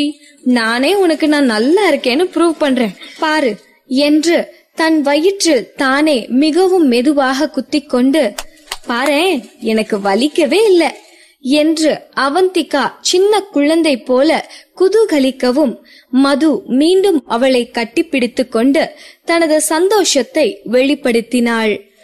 எப்படியோ நீ திரும்பி வந்துட்ட, அது போதும். இனி ஆபீஸ்ல நான் உன்னை கவனமா பாத்துக்கிறேன். ஆனா வீட்டுக்கு போனதும் நீதான் உன்னை கேர்ஃபுல்லா கவனிச்சுக்கணும், புரியுதா என்று ஆட்காட்டி விரலை காட்டி கண்டிப்போடு கூறினாள் மது. இப்படியாக அவர்கள் இருவரும் பேசிக் கொண்டிருக்க அனுவோ கண்கள் மின்ன புன்னகையோடு அவந்திகாவின் அருகில் வந்து நின்றாள். அந்த புன்னகையில் அவந்திகாவின் மீதிருந்த வெறுப்பு பற்றி கொண்டு எரிந்தது. அவந்திகா, உன்னை சீஃப் எடிட்டர் கூப்பிட்டாங்க என்று அவந்திகாவை பார்த்து கூறியவள் சந்தோஷ புன்னகையோடு உற்சாகமாக அங்கிருந்து போகவும் அவந்திகாவிற்கு திகைப்பாக இருந்தது. எதுக்கு இவ இவ்ளோ சந்தோஷமா இருக்கா? தப்பாச்சே, யாருக்கு குழி தோண்டி வச்சுட்டு இவ இவ்ளோ உற்சாகமா இருக்கான்னு தெரியலையே என்று குழப்பத்தோடு மதுவை பார்க்கவும் மது அவந்திகாவின் காதில் வந்து அனுவின் உற்சாகத்திற்கான காரணத்தை மெதுவாக கிசுகிசுத்தாள். நேத்து யாரோ அனுவை பார்க்க வந்தாங்க. அப்புறம் அவங்கள மேனேஜிங் எடிட்டர் ரூமுக்கு அனு கூட்டிட்டு போனா. 3 பேருமே ஒன்னா உட்காந்து சாப்பிட்டாங்க. இது எல்லாத்தையும் விட ஹைலைட் ஒண்ணு இருக்கு. அனு புது மேனேஜிங் எடிட்டர் பக்கத்துல ரொம்ப நெருக்கமா நின்னுட்டு அவர் கைய பிடிச்சிட்டு இருந்தா என்று மது சொல்லவும் அவந்திகாவின் மனதின் ஓரத்தில் சின்னதாக ஒரு உறுத்தல் ஏற்பட்டது. ஒருவேளை புது மேனேஜிங் எடிட்டருக்கு அனு மீது ஈர்ப்பு ஏற்பட்டிருந்தால் கூட அது ஒன்றும் பிரச்சனை இல்லைதான். ஆனால் மேனேஜிங் எடிட்டரின் சப்போர்ட்டை வைத்துக்கொண்டே இந்த அனு ஆபீஸில் நிறைய பிரச்சனையை உருவாக்கி விடுவாளோ என்று யோசித்தபடியே சீஃப் எடிட்டர் ரூமிற்கு வந்தவள் அறை கதவை திறந்தாள். அந்த அறையில் சீஃப் எடிட்டர் மட்டும் இல்லாது மேனேஜிங் எடிட்டரும் அமர்ந்திருந்தார். கதவை திறக்கும் சத்தம் கேட்டதும் இருவரும் அவந்திகாவை பார்த்தார்கள். அவந்திகாவோ மேனேஜிங் எடிட்டரை ஆராய்ச்சி பார்வையோடு பார்த்து கொண்டே உள்ளே சென்றாள். அவனுக்கு கிட்டத்தட்ட 30 வயது இருக்கும். அவனின் பார்வையும் பாவனையும் அவந்திகாவிற்கு வித்தியாசமாகத்தான் பட்டது. அவந்திகா யோசனையோடு மேனேஜிங் எடிட்டரை பார்த்து கொண்டே உள்ளே செல்ல, அவந்திகா உள்ளே போனதும், இவங்கதான் அந்த ஹார்ட் ஒர்க்கிங் பர்சனா என்று அவன் சடனாக கேட்டான். ஆமா, இவங்க பேரு அவந்திகா. அவந்திகா, இவங்கதான் நம்ம நியூஸ் ஏஜென்சியோட புது மேனேஜிங் எடிட்டர் சந்தோஷ் என்று இருவரையும் இன்ட்ரோ செய்து வைத்தாள் ரேகா. அவந்திகா புன்னகையோடு அவனுக்கு கை கொடுக்க அவன் அருகில் வர, அவன் குரலோ அவளை தடுத்து நிறுத்தியது. அவந்திகாவா? ஓ, நீங்க தான் அது. ஆக்டர் அரவிந்தோட சீக்ரெட் மேரேஜ பத்தி தெரிஞ்சுக்க அவ்வளோ ரிஸ்க் எடுத்தது. உங்களை பத்தி கேள்விப்பட்டேன். இப்போ உங்களுக்கு எல்லாத்தையும் விட ஒரு முக்கியமான வேலையை கொடுக்கறேன். நீங்க எதை பண்றீங்களோ இல்லையோ, முதல்ல ஆக்டர் அரவிந்த் வைஃப் யாருன்னு கண்டுபிடிச்சிட்டு வாங்க. அதுதான் உங்களுக்கு நான் கொடுக்கற டார்கெட். இப்போ இதுதான் என்டர்டெயின்மெண்ட் இண்டஸ்ட்ரியில முக்கியமா தேடப்படுற விஷயமா இருக்கு. இன்னும் எதுக்கு நிக்கிறீங்க? முதல்ல கிளம்புங்க என்று உச்ச கட்டத்தில் அவசரப்படுத்தினான் சந்தோஷ். அவன் அவசரப்படுத்திய விதத்தை வைத்து பார்த்தால் அவனுக்கு ரேகாவே பரவாயில்லை என்று அவந்திகாவிற்கு தோன்றியது. மனதிற்குள் புலம்பிக் கொண்டே வந்தவள் மதுவிடம் நடந்ததை ஒன்று விடாமல் கூறி முடித்தாள். என்ன அவந்திகா இது? பேய்கிட்ட இருந்து தப்பிச்சு பிசாசு கிட்ட மாட்டிக்கிட்ட கதையா இருக்கு என்று மது கவலையோடு கூறவும் மதுவை பார்த்து முறைத்தாள் அவந்திகா. பேய் என்ன பிசாசு என்ன, ரெண்டும் ஒண்ணுதானே என்று அவந்திகா கேட்கவும், ஆமா இப்போ இந்த ஆராய்ச்சி முக்கியமாடி. நான் ஒரு முடிவு பண்ணிட்டேன். உன்னோட இந்த மிஷனுக்கு நானும் ஹெல்ப் பண்ண போறேன். சேர்ந்தே சாதிப்போம் என்று அவந்திகாவின் கையை மது கெட்டியாக பிடித்து கொள்ளவும், மது உதவியா உபத்திரமா என்று குழம்பிய அவந்திகா, சரி வந்து தொலை என்று கூறிவிட்டு மிஷனுக்கு ரெடியானாள். ஆனால் இருவரும் மிஷன் என்று பெரிய பெரிய வார்த்தைகளால் பந்தா காட்டிக் கொண்டாலும் குழந்தைத்தனமாக அமளி துமளியில் மாட்டிக்கொள்ள போகிறார்கள் என்று அவர்களுக்கு யார் சொல்வது?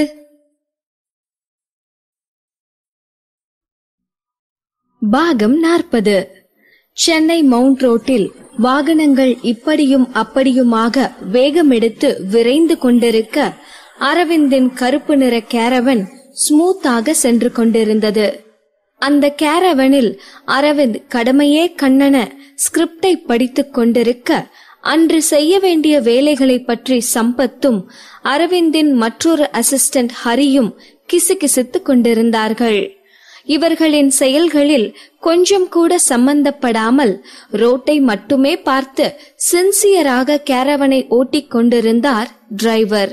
திடீரென்று சம்பத் எதையோ கவனித்தவனாக, அந்த பழைய ஒயிட் கலர் கார் ரொம்ப நேரமா நம்மளையே ஃபாலோ பண்ணிட்டு வர மாதிரி இருக்கே, இது நியூஸ்காரங்களா தான் இருப்பாங்க, கவனிச்சியா என்று சம்பத் ஹரியை பார்த்து கேட்டான். ஆமா அப்படிதான் தெரியுது. இப்போ என்ன சார் பண்றது? அவங்க கண்ணுல மண்ணை தூவிட்டு எஸ்கேப் ஆகிடலாமா, இல்ல அவங்கள கண்டுக்காம விட்டுலாமா என்று ஹரி குழப்பத்தோடு கேட்கவும், அவனை பார்த்து சிரித்தான் சம்பத். அவங்க கண்ணுல மண்ணை தூவுற வேலையெல்லாம் நம்ம டிரைவர் பாத்துப்பாரு, சரிதானே ஈஸ்வரனே என்று டிரைவரை பார்த்து சம்பத் கேட்கவும், கண்டிப்பாக சார், நான் பாத்துக்கிறேன் என்று உற்சாகமாக பதில் கூறினான் ஈஸ்வரன். ஈஸ்வரன் என்று பெயர் வைத்துக்கொண்டு இதை கூட செய்யவில்லை என்றால் நன்றாக இருக்குமா? அது மட்டும் இல்லாமல் ஈஸ்வரனுக்கு இதெல்லாம் கைவந்த கலை. இதே வேலையைத்தானே அவனும் பல காலமாக செய்து கொண்டிருக்கிறான். இன்று நேற்றா இந்த சேசிங் நடக்கிறது? அரவிந்த் டாப் ஆக்டராக ஆனதில் இருந்தே இதே கதைதானே. அதனால் ஈஸ்வரன் தன் வழக்கமான மேஜிக்கை காட்ட ஆரம்பித்தான். சார், ஒருவேளை அவங்க அப்படியும் விடாம துரத்திட்டு வந்தா என்ன பண்றது என்று ஹரி யோசனையோடு கேட்க, வேற என்ன பண்றது, அவங்கள கண்டுக்காம விட வேண்டியதுதான். இப்போ என்ன நாம தப்பா பண்ண போறோம்? அரவிந்த் சாரோட டிசைனரை தான் பார்க்க போறோம். சோ ஒன்னும் பிரச்சனை இல்ல என்று அசால்ட்டாக கூறினான் சம்பத். அரவிந்த் கார் வேகம் எடுத்து ஓடிக்கொண்டிருப்பதை பார்த்த அந்த ஓல்டு வெள்ளை நிற காரில் இருந்தவர்கள் பதறி சுதாரித்தார்கள். அவர்கள் வேறு யாரும் அல்ல, சாட்சாத் நம் அவந்திகாவும் மதுவும் தான். ஹே, என்ன திடீர்னு அரவிந்த் சார் காரு இவ்ளோ வேகமா போக ஆரம்பிச்சிருச்சு? சீக்கிரம் ஓட்டு, வேகமா போ, இல்லனா நாம அவங்கள மிஸ் பண்ணிடுவோம் என்று மது அவசரப்படுத்தவும் அவந்திகாவிற்கு பதட்டமாக இருந்தது. முதலில் மேனேஜிங் எடிட்டர் சந்தோஷ் இந்த அசைன்மெண்டை அவந்திகாவிடம் கொடுக்கும் பொழுது இதை எப்படியும் சமாளித்து விடலாம் என்றுதான் அவந்திகா நினைத்தாள். ஆனால் மது ஆசைப்பட்டபடி அவளையும் அவந்திகாவோடு இந்த அசைன்மெண்டில் வேலை செய்ய அனுப்பியதும் அவந்திகாவிற்கு கொஞ்சம் தடுமாற்றம் ஏற்பட்டு விட்டது. இப்படியே அவந்திகாவோடு மது ஒட்டிக்கொண்டு அரவிந்தின் கார் பின்னால் சுற்றினால் நிச்சயம் அவளுக்கு மிஸ்ஸஸ் அரவிந்த் யார் என்கிற விஷயம் கொஞ்சமாவது தெரிந்துவிடும். அதனால் இந்த சூழ்நிலையை சமாளிக்க ஏதாவது பிளான் பண்ணியே ஆக வேண்டும் என்று யோசித்தவள் ஒரு டர்னிங்கில் திருப்பி வேறொரு ரோட்டில் காரை ஓட்டினாள். அவந்திகா, என்னடி பண்ற? கார் நேரா போகுது, நீ என்னன்னா அந்த காரை ஃபாலோ பண்றத விட்டுட்டு இப்படி இந்த பக்கமா போயிட்டு இருக்க என்று மது பதற்றத்தில் கத்தவும் அவந்திகா டென்ஷனில் காரை நிறுத்தினாள். அச்சோ, மிஸ் பண்ணிட்டேனே. அவங்க இந்த டர்னிங்ல திருப்புற மாதிரி இண்டிகேட்டர் போட்டாங்கடி. அத பார்த்து ஏமாந்துட்டேன். இது அவங்க வேணும்னே தான் செஞ்சிருக்கணும். நாமளும் 2 மணி நேரமா அவங்கள ஃபாலோ பண்ணிட்டு இருக்கோம். சோ கண்டிப்பா அவங்களுக்கு நாம ஃபாலோ பண்ற விஷயம் தெரிஞ்சிருக்கணும். அரவிந்த் சாரும் அவர் அசிஸ்டன்ஸ் மட்டும் ஸ்மார்ட் இல்ல, அவர் டிரைவர் கூட புத்திசாலி தான். டக்குன்னு என்னை ஏமாத்திட்டு போயிட்டாங்க என்று ஏமாற்றத்தின் ஆதங்கத்தில் பேசுவதை போல நடித்தாள் அவந்திகா. சரி விடுடி, நாமளும் முடிஞ்ச அளவுக்கு முயற்சி பண்ணிட்டோம். இன்னைக்கு இது போதும் நினைக்கிறேன், கிளம்பலாம் என்று சொல்லிக் கொண்டிருந்த மது திடீரென்று ஆச்சரியத்தில் கத்தினாள். சூப்பர் டி, நீ சொன்னத நான் கூட உண்மைன்னு நம்பிட்டேன். அவங்க இந்த பக்கம் தான் வருவாங்கன்னு வேணும்னே தான் நீ இந்த ரோட்ல வந்திருக்க. இது தெரியாம நான் வீட்டுக்கு கிளம்பலான்னு சொல்லிட்டு இருக்கேன் பாரேன். செம்மடி, நீ கிரேட் தான் என்று கூறிக்கொண்டே அவந்திகாவின் தோளின் மீது சாய்ந்து சந்தோஷத்தில் அவந்திகாவை குலுக்கினாள். இவ என்ன சொல்றா? நான் அரவிந்த் காரை மிஸ் பண்ணதுக்கு திட்டாட்டி கூட பரவாயில்ல, ஆனா எதுக்கு பாராட்டுறா? ஒருவேளை இது வஞ்சக புகழ்ச்சி அணியா இருக்குமோ?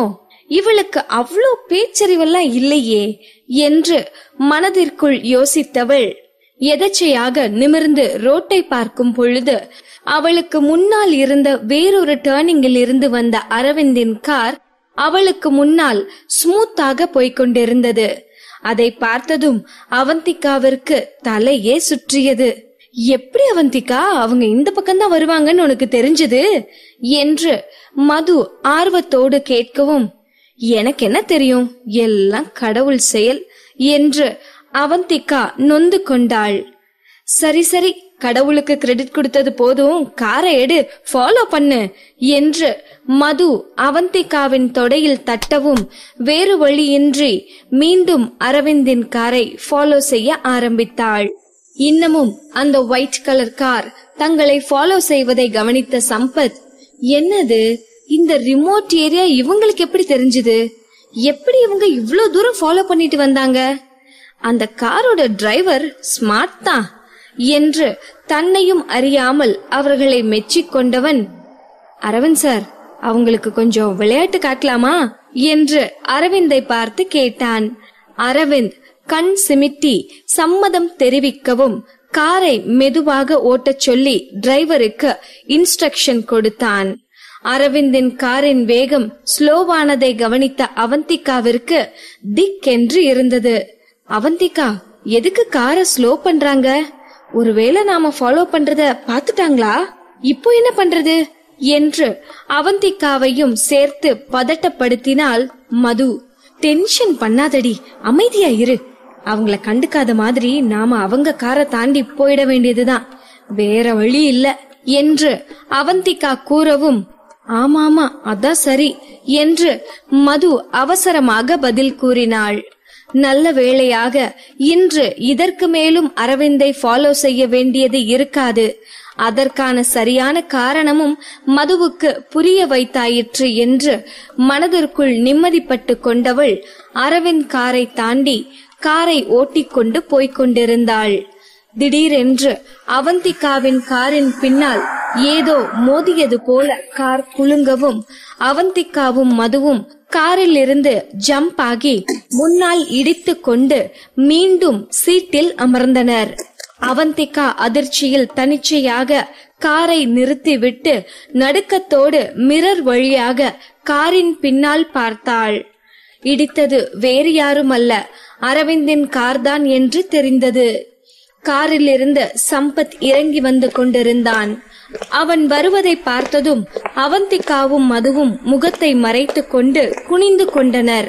அவந்திகாவின் காருக்கு அருகில் வந்தவன் கார் டோரை தட்டிவிட்டு, நாங்க தான் தெரியாம உங்க கார் பின்னாடி இடிச்சிட்டோம், எங்க மேலதான் ஃபால்ட் என்று சம்பத் தன்மையான குரலில் கூறினான். அவன் அப்படி கூறிக்கொண்டிருக்க காருக்குள் இருந்த அவந்திகாவும் மதுவும் வெலவெலத்து போய் அமர்ந்திருந்தார்கள். அவந்திகா, நாம செத்தோம், இப்ப என்ன பண்றது என்று மது பயத்தில் உளறிக் கொண்டிருந்தாள். இதில் மதுவை விட அவந்திகாவிற்குத்தான் அதிக ஆபத்து. ஒருவேளை சம்பத் அவந்திகாவை பார்த்துவிட்டால் அவந்திகாவின் கதையே முடிந்துவிடுமே. அரவிந்த் கண்ணாலேயே அவந்திகாவை எரித்து சாம்பலாக்கி விடுவான். அவந்திகா எந்த காரணத்தை கொண்டும் மாட்டிக்க கூடாது, சமாளிச்சிடு என்று மனதிற்குள் கூறிக்கொண்டவள், ஒன்னும் பிரச்சனை இல்ல என்று குரலை கொஞ்சம் மாற்றியபடி கூறினாள். சம்பத் காரிலிருந்து இறங்கி வந்து கார் விண்டோவை தட்டி எல்லா தவறும் எங்கள் மேல்தான் என்று கூறியும் கூட கார் விண்டோவை கூட கீழே இறக்காமல் காருக்குள் இருந்தே பதில் கூறும் அவர்களை பார்த்து சம்பத்திற்கு வித்தியாசமாக பட்டது. கொஞ்சம் கூட நாகரீகம் தெரியாதவர்கள் போல என்று நினைத்து கொண்டு கார் விண்டோவை கீழே இறக்குமாறு மீண்டும் விண்டோவை தட்டினான். ஆனால் அவந்திகாவோ நடுங்கிய கைகளோடு ஸ்டேரிங்கை பிடித்துக் கொண்டு காரை ஸ்டார்ட் செய்து அங்கிருந்து வேகமாக பறந்து விட்டாள். மின்னல் வேகத்தில் போன காரை வியப்போடு பார்த்து கொண்டிருந்தான் சம்பத். இருந்த தடமே தெரியாமல் அந்த கார் அங்கிருந்து மறைந்த பிறகு தன் காருக்கு வந்த சம்பத் சலித்து கொண்டான். இப்போல்லாம் அந்த நியூஸ்காரங்க இவ்ளோ கொள்ளையா இருக்காங்களே, கார் விண்டோவை கூட இறக்காம மின்னல் மாதிரி மாயமா மறைஞ்சிட்டாங்க. இப்படி இருந்தா எப்படி அவங்க நியூஸ் கலெக்ட் பண்ணுவாங்களோ என்று சலிப்போடு பேசியவன் அரவிந்தை பார்த்து குறும்பாக, என்னதான் இருந்தாலும் அவந்திகாவிற்கு இருக்கிற தைரியம் வேற யாருக்கும் இல்லதான் என்று புன்னகையோடு கூறினான். அவந்திகா என்று கூறியதும் அரவிந்தின் கவனம் ஸ்கிரிப்ட் படிப்பதிலிருந்து திசை மாறியது. இந்நேரம் இங்க அவந்திகா மட்டும் இருந்திருந்தாங்கன்னா காரை விட்டு வெளியே வந்து என் சட்டைய பிடிச்சு சண்டை போட்டிருப்பாங்க. காரை இடிச்சதுக்கான காம்பன்சேஷனை எடுத்து வச்சுட்டு போன விடாப்பிடியா இருந்திருப்பாங்க. அவங்களுக்கு இருக்கிற தைரியமே தனிதான். இல்லனா இப்படி ஒரு மேஜர் சர்ஜரி முடிஞ்ச ஒரே வாரத்துல யாரு வேலைக்கு போகணும்னு அடம் பிடிப்பாங்க என்று அவந்திகாவை மெச்சிக்கொண்டான் சம்பத்.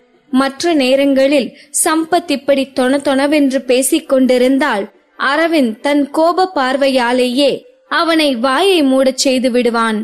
ஆனால் இன்று ஏனோ அரவிந்திற்கு சம்பத்தின் பேச்சு இரிட்டேட் ஆகவில்லை. சம்பத் அவந்திகாவை பற்றி புகழ்ந்து பேசிக் கொண்டிருக்க டிரைவரின் அதிர்ச்சி குரல் அவனை திசை திருப்பியது. அந்த ஒயிட் கலர் கார் இன்னமும் நமக்கு முன்னாடிதான் போயிட்டு இருக்கு.